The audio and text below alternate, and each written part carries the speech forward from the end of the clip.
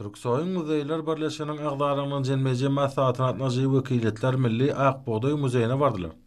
Muzey gymmatly tapynylary özüne jemleýär. 20-nji asyryň başlaryna gadymy Änewiň taryhy ýerlerine geçirilen arheologiýa barlyklarynyň netijesinde Türkmenistan Akboğdaýyň watan hökmünde dünýäde tanaldy. Änew medeniýetinde ekrançylyk, mallaçylyk gojalygy, Jeytun medeniýetiniň döreden däpleri ösdürilipdir. Araçenik usullaryň kämilleşmegi, suwarymly ekrançylyga geçilmegi, zähmet guralarynyň täze görnüşleriniň barha köpelmegi, şularyň hemmesi irki niýalit birinji döwrüniň bütün dowamyny ekrançylyk gojalygynyň ilerläp ösenligine şaýatlygy diýär. Mihmanlara bular dogrusyna gyzykly gurrunlar berildi. Şeýle-de bir ýerde Türksoyun Muzeýler Birleşiginiň agzalarynyň jelmeji maslahaty geçirildi. Maslahatda çykyşlara giň orun berilip, ol muzey işgärleriniň özleri gatnaşyklarynyň ýygy-däl ösdürilmegine gönüktirilen ähmetli çäre urly.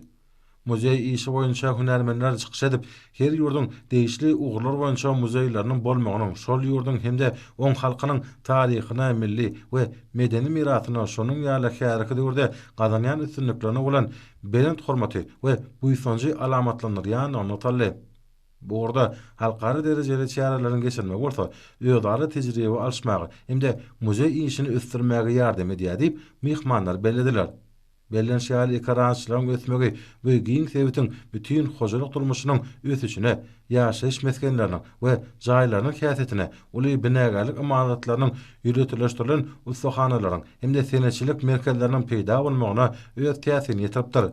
Bu orta ykdysadyety we medeniýet ösdürmäge uly badalga berip, şäher sivilizasiýasynyň emele gelmegi üçin diýip şertler döredipdir.